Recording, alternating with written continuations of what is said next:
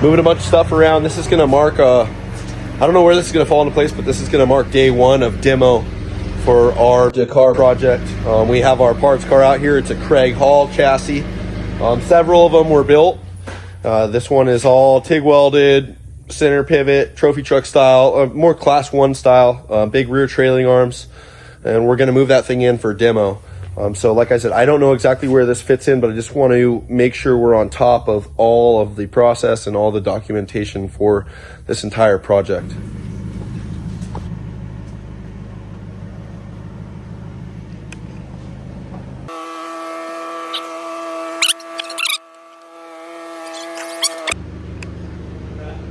Looking pretty good. Yeah. I think you could just square it, maybe more on the driver's side of the ass. She's a short one. Oh, yes.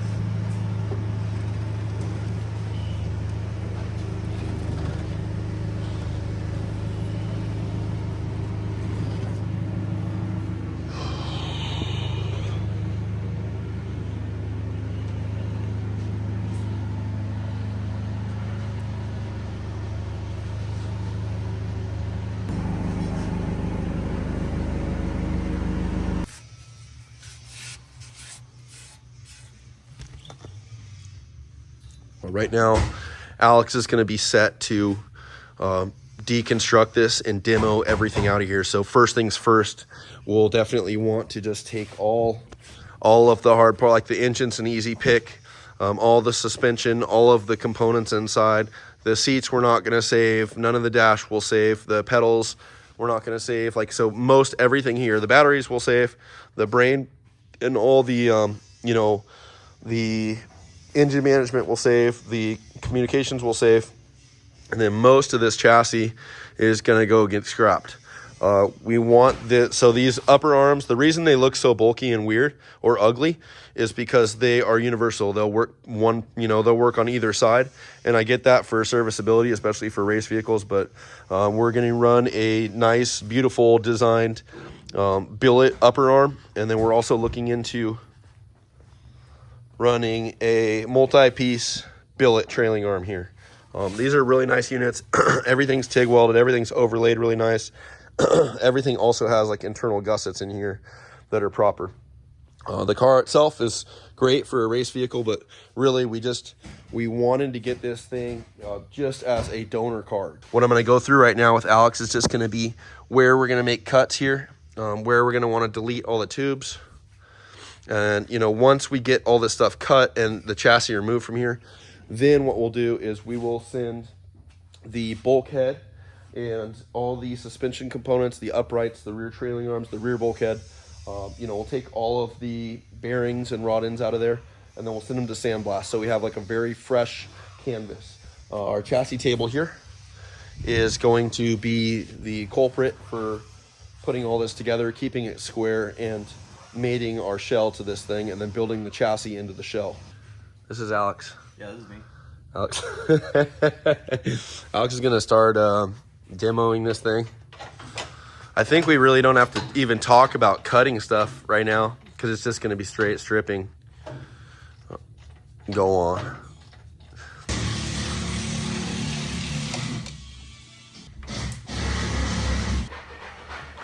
Okay. Like I said, I'd pull all the innards, like you keep the systems together. If you want to pull the fuel system, yep, we know we're going to keep that, and you can keep those together. You can pull all the steering, keep the steering together, and kind of do it like that, If you want the big chunks out, then you could just get the chunks quick, yeah, right? And then start wrapping. I think the last portions would just be the suspension. totally. So, Seats will go back with him. Dash will go back with him. Telemetry, like I said, the intercom and the brain for the radio and the faceplate will keep. All the rest of that stuff can go away. Mm-hmm. Steering wheel will keep. Go ahead. All the switches and everything like that, is that just going to stay with the dash? Totally. Yeah, just leave it as, even the shift indicator, that thing. Mm-hmm. Since it's H pattern now, we don't need that. Okay. It can all go. The shifter can go. The cutting brake can go. The handle to the cutting brake can go, but the master for the cutting brake we leave. That stays, yeah. Yeah, and I don't know if putting a pallet together over here would even make sense, because I think a lot of this we won't touch for a bit. The only stuff we'd want to touch is whatever we use to plug the suspension back together to get it on the table. Okay. And that's it. And like everything else, just bye-bye. I mean, everything's getting super buried or gone like right away. Yep, same with the radiator. Like the radiator we can keep, that's one that'll be handy, just for packaging chassis. I'm just thinking next step will be, we'll blow all this stuff apart. We'll demo the stuff that we want. We will sandblast everything, then put everything back together, then build the chassis. So just the vitals is what we'll want, you know? And then like all of our small little stuff will be like a secondary portion where we can go back to the pallets, probably wrap all the stuff, go back to them, and then cut them open and dig in, you know? Yeah. So that's why I say, I think just if you want to either stage pallets, just somewhere we can move them. Even if you wanted to load the chassis table, whatever, I don't care.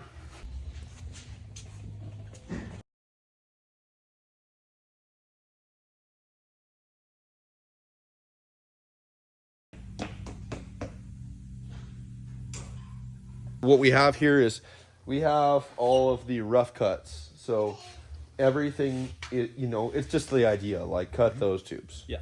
This stuff, like, see, I can see here, there's some kind of a splice in here. This is your main. This is your main 2-inch.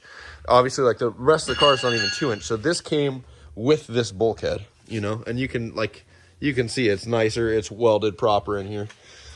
But there's a sleeve here. So I think just raw dog, cut the sleeve. Cut these outside broke plates that are the double shear for the shock mount. Yeah. And then start to, once you have this, I think you can get it to a point where then you can put it on the table, or you can put it on pipe stands and start to detail out all the fuckery off of it. Yeah. That's the whole thing. Like, I think just get it so we can get the chassis outside, and then you can like fine tune it super nice. Right. I don't know if we have to go through the lower arms and the trailing arms. No, because we're just going to use them for mock-up. I was going to say, and like shave old stuff off them, but I think we're good. Yeah. Yeah, this is good. I didn't realize that we were going to literally just front and back half the entire Yeah, it's just, it makes sense, because if the wheelbase is close to the Range Rover, but it's like an inch different, and on the same, like, this tube layout is not optimal for, like, we can get something so much better. Yeah. And we can build it to spec, right? Because the width of this car is gonna, like, this is so wide that you could probably fit, like we joked about, we could put 3 seats in this thing next to each other, or a huge bench. Totally. And still be good. Out of a Lincoln. Yeah, out of a Lincoln. Yeah. Exactly. Yeah. So that's that program. I think this is the only thing we need to carefully navigate, because the Velar is the width. This has to be inboard of the body. This guy, I feel confident that this will be like right where the rocker panel is of the Velar, but I know that this guy needs to be deleted, and we just need to figure out where that clean path is. Like, I wonder if we trim right short of that tab all the way at the angle, because it's kind of at a kick. Okay. Yeah. And then we'll clean it, and then we'll just re-weld it and like cap it, and it'll be like it's supposed to be there. Okay. Does that make sense? Yeah. I think that's a sway bar provision, but it's really weird. Looks like it. It may be bent, but it doesn't matter. All this stuff can just go away, and that's, like I said, you guys, this is our prototype. Like, I think we'll build more of these, especially after people see what this kind of package can do. But right now, it's like we just take the good stuff and all the vitals out, and that we get what we get, and then we get a full custom chassis. And then the VLR chassis will be like an SUV. It'll like be full enclosure all the way back here, full rolled tube, all 2-inch, like sick, all prepped, yeah.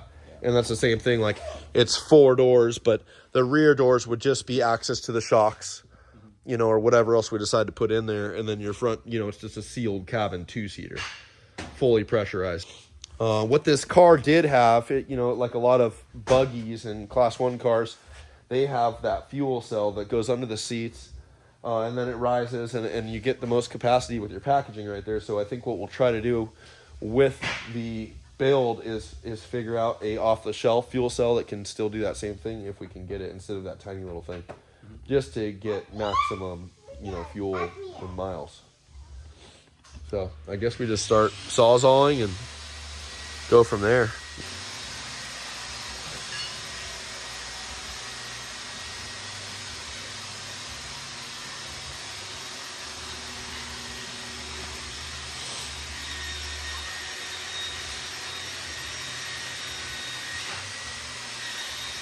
Where's that torque at, dude?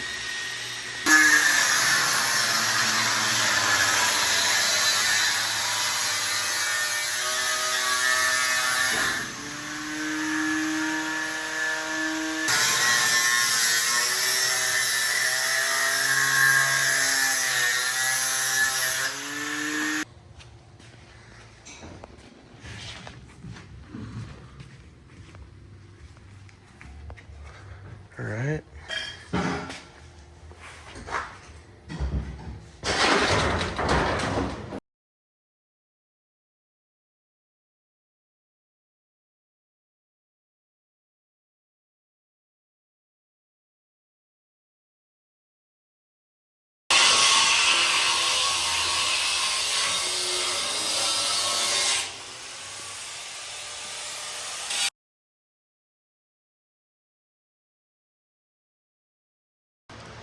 It looks so much better.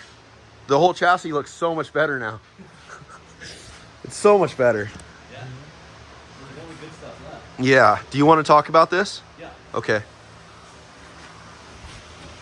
Yeah. So I just wanted to go over, just make sure we're just trimming everything off of here. We're not trying to sleeve into anything down here. Everything gets shaved. Are we saving any of these mounts? These guys in here. I'd say leave that tube for structural purposes. Yeah. All the appendages, all that stuff, I'd grease those off. Okay. The same with these tubes. I'd take those off. I don't think those are integrated. I think those are just welded right on. Sure. Like, I think this is just, I think they got this like this.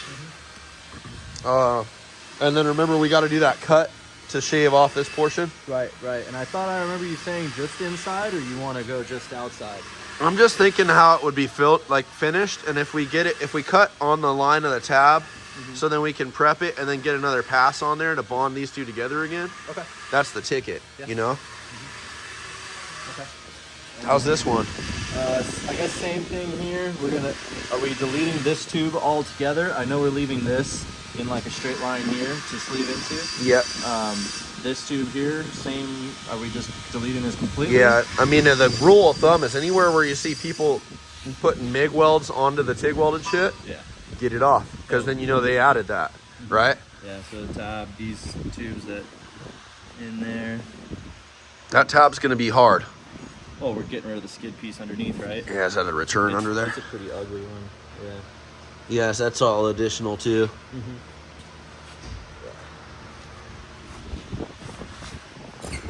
Okay. And then up here, do we want to just make a cut at the end of like the plate work, or do we want to just kind of try and shave it where they welded to it? And we're obviously leaving this whole structure here. Yeah, I think we'll get a win with incorporating this back in, especially because the car's going to be 2-inch. I think that I wouldn't go right to the plate. I'd probably go a little bit out just so we can get a solid bevel and a weld. Obviously, like that. See, that's more MIG shit, right? Yeah. Like that's the telltale sign here is whatever's MIG.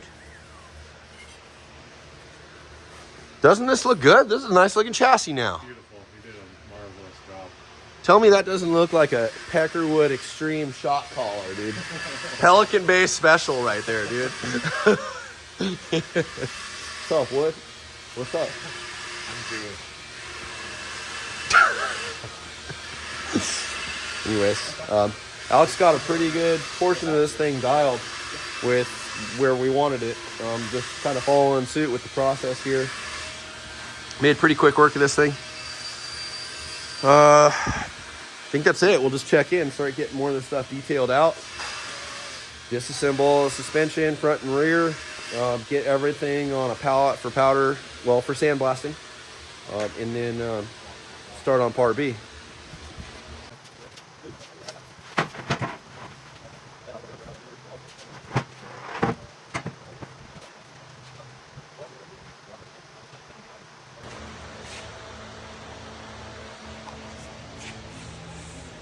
Gonna put that bad boy back on there.